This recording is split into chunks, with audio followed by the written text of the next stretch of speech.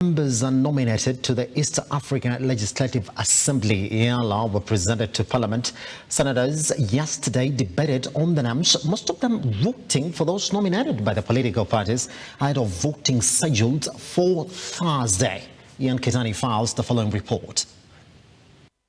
Showdown looms in Parliament on Thursday this week, when the House is expected to vote on the names of the members to represent the country in the East African Legislative Assembly, with senators voting for legislators nominated by their political parties. Honorable Speaker, a total of 69, as indicated in the report, appeared before the presiding officers, out of whom, Honorable Speaker, the Kenya Kwanza Alliance Coalition presented 15 candidates, and the Azimio la Umoja One Alliance Coalition presented 12 nominees. Kisumu Senator Professor Tom Ojenda, while rooting for Winnie Odinga, called on the senators to vote for competent individuals, while his Makueni counterpart, Dan Manzo, while seemingly campaigning for Kennedy Musyoka, urged the members to consider experienced individuals. I was just going to urge members to ensure that they vote for competent people to represent this region in that assembly. I have today, Mr. Speaker, sir, received a lot of interest from individuals who want to go to that assembly, Mr. Speaker, sir. And I know very, very competent ones, Mr. Speaker, sir, that we shall vote for, Mr. Speaker, sir. I urge, Mr. Speaker, sir, that this House, in considering who to vote for Winnie Odinga. Thank you, Mr. Speaker, sir.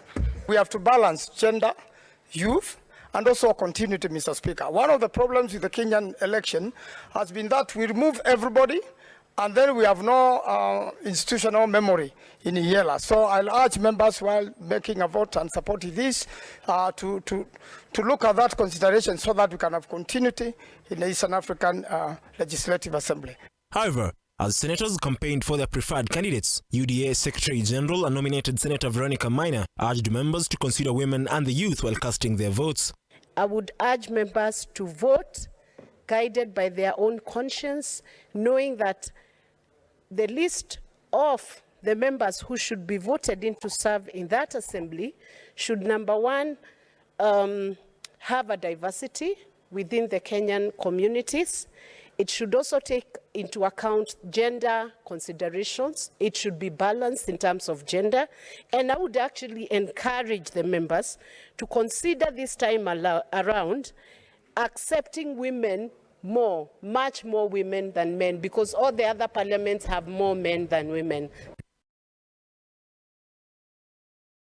Azimio la Umoja allied senators accusing them of planning to vote for Raila Odinga and Kalonzo Musyoka's family members, insisting that the Kenya Kwanza coalition nominated members from all walks of life.